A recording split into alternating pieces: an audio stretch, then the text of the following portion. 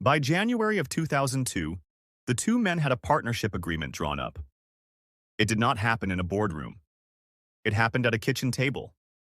A yellow legal pad sat between coffee cups. Numbers were written by hand. Percentages. Responsibilities. A dream given shape in ink. Sandra watched quietly from the background as Marcus and Derek leaned over the paper, two lifelong friends turning trust into business. By March, they had their first investor commitment. It was not a large check, not the kind that changed headlines. But it was enough. Enough to lease space. Enough to hire help. Enough to prove that the idea was real. For Marcus, that first signature felt like oxygen. By the summer of 2002, they opened their first office. The room was almost empty. Two desks, a borrowed printer, one filing cabinet, and a sign on the wall that read, Cole Walsh Logistics Solutions. It was small, but to them, it looked like the future. Marcus ran operations. Derek ran relationships. Marcus built systems, routes, and process maps late into the night.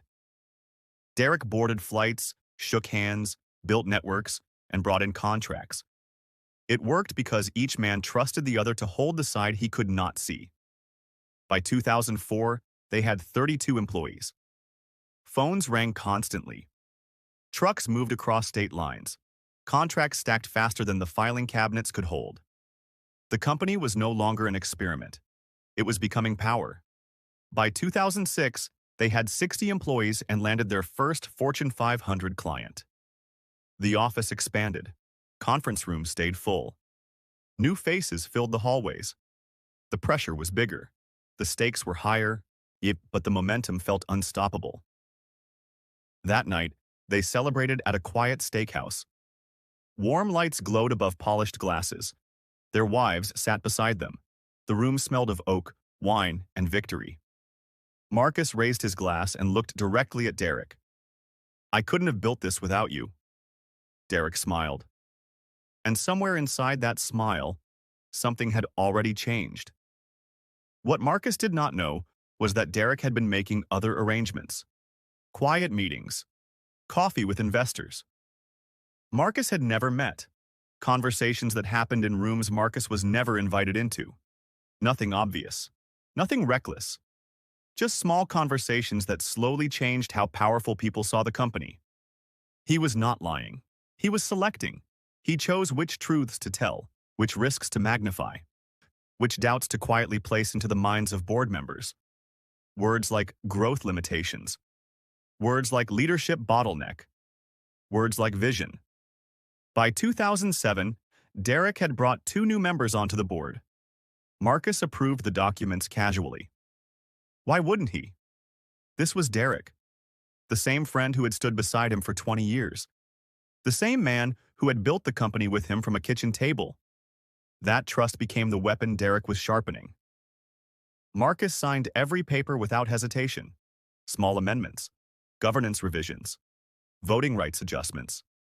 Clauses buried where only lawyers usually looked. Each document felt harmless.